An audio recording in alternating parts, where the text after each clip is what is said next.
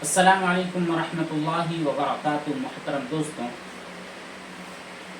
بہت سارے واقعات، بہت ساری کہانیاں اور قصے ایسے ہوتے ہیں جن کا حقیقت سے کوئی تعلق ہوتا نہیں ہے، بس وہ یوں ہی کہاوتیں بن جاتی ہیں یا پھر ایسے واقعات وجود میں آ جاتے ہیں۔ لیکن کبھی ایسا ہوتا ہے کہ ان واقعات اور ان حالات میں اور ان قصوں کے اندر کوئی ایسا پوائنٹ ہوتا ہے، کوئی ایسی چیز ہوتی ہے جو ہمارے لیے رہبری اور رہنمائی کا سبب اور ذریعہ بن جاتی ہے۔ آج یوں ہی مطالعہ کرتے ہوئے ایک واقعے پر نظر گزری، پتہ نہیں وہ اس کا حقیقت سے کوئی تعلق ہے بھی یا نہیں، لیکن چونکہ ہمارے جو ویورس ہوتے ہیں عام طور پر ہم دیکھتے ہیں کہ وہ وہم اور ذہنی کشمکش، پریشانی اور اس طرح کی جو باتیں ہوتی ہیں وہ حالات اور مسائل کے تعلق سے وہ تحریر کرتے ہیں اور اس کے ذریعے وہ جوابات کو طلب کرتے ہیں۔ چلتے ہیں آج آپ کو چھوٹا سا واقعہ اور قصہ سنا دیتے ہیں۔ اس کا حقیقت سے کوئی تعلق ہے یا نہیں یہ تو پتہ نہیں، لیکن ہو سکتا ہے کوئی رہبری والی چیز، کوئی پوائنٹ ہمیں مل جائے۔ ایک رومی اور ایک فلسفی کا واقعہ ہے۔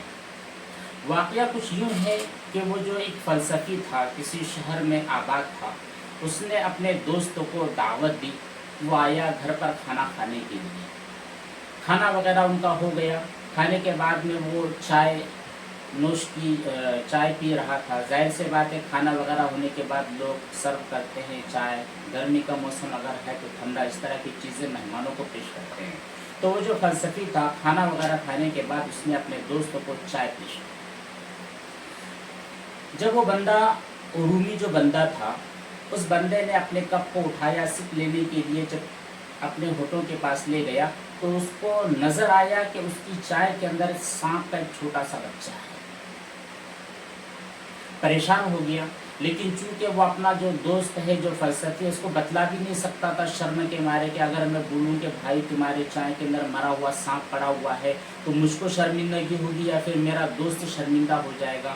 تو ایسے حالات اور ایسی چیزوں کو ذہن میں آنے کے بعد اس نے بات کو دبا دیا اور وہی آنکھیں موند کر، آنکھیں بند کر چائے پی لی۔ لیکن جب وہ اپنے گھر پر آیا، گھر پر آنے کے بعد اب اس کے ذہن کے اندر تانے بانے بننے لگے کہ میں نے چائے پی، اس چائے کے اندر ایک سانپ کا بچہ تھا جو کہ مرا ہوا تھا، اب وہ زہریلا تھا، پتہ نہیں اس کی وجہ سے اب میرے کو کیا تکلیف ہوگی، پتہ نہیں میری ڈیتھ ہو جائے گی، میں مر جاؤں گا۔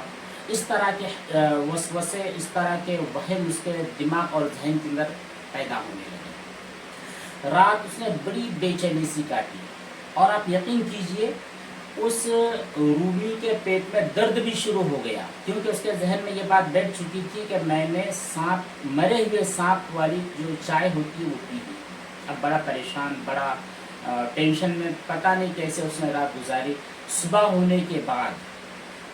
ہونے کے بعد وہ سب سے پہلے اپنے دوست کے گھر کا رخ کرتا ہے اور بڑی بے چینی کے اندر اور بڑی پریشانی کے اندر اس کو اپنی بات بتلا دیتا ہے کہ بھائی کل میرے ساتھ یہ واقعہ ہو گیا اور میں نے ایسی چائے پی لی جس کے اندر مرا ہوا سانپ کا بچہ تھا، میرے پیٹ کے اندر بہت شدید درد ہے اور آپ ایک فلسفی بھی ہو اور بہت ساری دوائیں وغیرہ بھی آپ کے پاس میں دیکھتا ہوں، تو آپ میرے لیے کوئی دوا، کوئی میڈیسن سجیسٹ کر دیجئے تاکہ میں وہ کھاؤں اور میرے جو پیٹ کا درد ہے وہ ختم ہو جائے۔ یہ بات ہونے کے بعد جو اس کا دوست تھا، فلسفی جو دوست تھا، اس نے کہا بھیا معاملہ یوں نہیں ہے، جب میں نے آپ کو چائے دی، آپ چائے پینے لگے، جو چیز آپ کو آپ کی چائے میں نظر آئی وہی سیم چیز مجھ کو بھی ہمیشہ اس دن بھی نظر آئی، بلکہ ہمیشہ مجھ کو وہ چیز نظر آتی ہے، لیکن آج تک میرے پیٹ میں کبھی درد نہیں ہوا، کبھی میں رات میں بے چین نہیں ہوا، میں اطمینان کی نیند سوتا رہا۔ بس فرق یہ ہے کہ ایک وہم آپ کے دل کے اندر اور دماغ کے اندر جو پیدا ہو گیا ہے، اس وہم نے آپ کے پیٹ میں درد اور تکلیف شروع کر دی۔ وہ دیکھو چھت کے اوپر، اب جب اس نے اپنی نظریں چھت کی طرف اٹھائی تو اس نے دیکھا کہ جگہ جگہ اس طرح کی کوئی تصویریں، کوئی پینٹنگز بنی ہوئی ہے، اور وہ پینٹنگ کا عکس، اس کی جو تصویر ہوتی ہے اس کا عکس ہوتا ہے، اس کی چائے میں نظر آ رہا تھا اور بالکل سانپ کی طرح نظر آ رہا تھا۔ اب جب اس نے اپنی کھلی ہوئی آنکھوں سے دیکھا، ارے یار میں جس کو سانپ سمجھ رہا تھا اپنی پیالی میں، اپنے کپ میں، وہ سانپ نہیں ہے، وہ اوپر کی پینٹنگ ہے جو سانپ کی صورت میں مجھ کو چائے میں نظر آ رہی تھی، اور اس وہم کی وجہ سے، اس ٹینشن کی وجہ سے اور اس خوف کی وجہ سے کہ پتہ نہیں میں نے مرے ہوئے سانپ کی چائے پی لی ہے، اس ٹینشن کی وجہ سے میرے پیٹ میں درد اور تکلیف شروع ہو گئی ہے۔ अब उसने कोई मेडिसिन नहीं ली, कोई दवाई नहीं ली, कुछ नहीं किया, बस जब हकीकत वाशकाफ हो गई, हकीकत खुल गई, तो ऑटोमेटिकली उसका जो पेट था वो बिल्कुल साफ हो गया, क्लियर हो गया, कोई दर्द का नामो निशान भी बाकी नहीं रहा।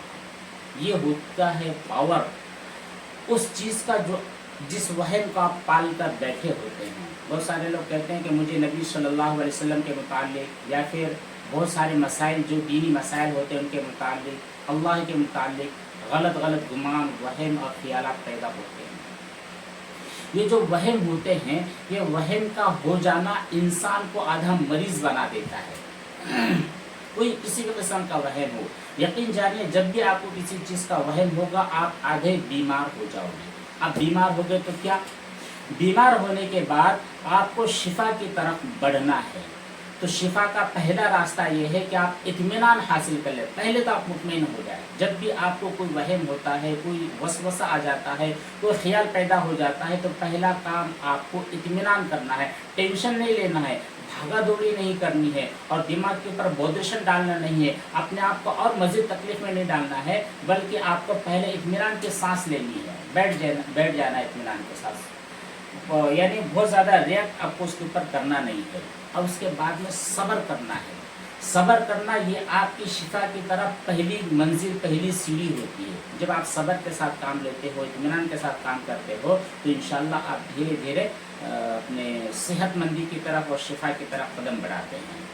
वह बहुत अजीब चीज़ होती है, एक ऐसी चीज़ होती है जो इंसान के अंदर एक महसूस होने वाली जो हकीकत है, उस हकीकत को वाक़तन हकीकत के अंदर तब्दील करने वाली हो सकती है। तो बचना है आपको। बस ये छोटा सा वाक़या था। उम्मीद है कि जो आदमी इस तरह के ख्याल के अंदर अपनी ज़िंदगी बसर कर रहा हो, उसको उसके रहबरी के लिए या फिर उसको अपने बोधरेशन से बाहर निकलने के लिए कोई मददगार साबित हो जाए। तो हमारे दोस्तों को ये सजेस्ट किया जाता है और उनको ये रहबरी और कोई मशवरा दिया जाता है कि जब भी आपको कोई वहम पैदा होता है ना, तो आप क्या करते हैं, बड़ी गलती आपकी ये होती है कि उसको आप नोट कर लेते हैं। नोट करने के बाद उसको आप गूगल सर्च करते हैं। गूगल सर्च नहीं कर सकते हैं तो अपने दोस्तों से पूछते हैं और वो जानकारों के पास और उसके पास जाकर आप एकदम ताना बाना इस तरह बुन लेते हैं कि आप अपने आप को उसके अंदर कैद कर लेते हैं, लपेट लेते हैं, बाहर निकल ही नहीं सकते आप, ऐसी हालत हो जाती है। तो आपको ऐसा नहीं करना है।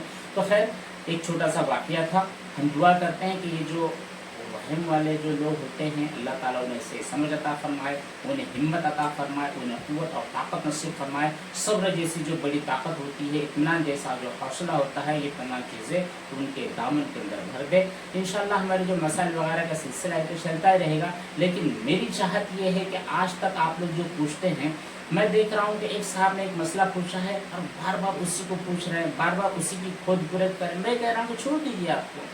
आपका एक मसला जब हल हो गया है तो हल हो गया है, वापस से उसमें जाने की आपको कोशिश नहीं करना है। हमारे साथ भी बहुत सारे हालात पैदा होते रहते हैं, तो क्या ऐसे हम उसी के अंदर रहते हैं कि नहीं, आगे बढ़ना है।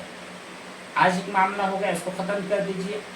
अगला जो सूरज है, नए दिन का जो नया सूरज होता है, नई उम्मीद के साथ आपको उठना है, नई उम्मीद के साथ आपको चलना है। ज़िंदगी के जो कीमती लम्हात अल्लाह तबारक तआला ने आपको अता किए हैं, उनको बेकार और यूं ही बकवास कामों के अंदर ख़त्म और सर्फ नहीं करना है। अस्सलामु अलैकुम व रहमतुल्लाह।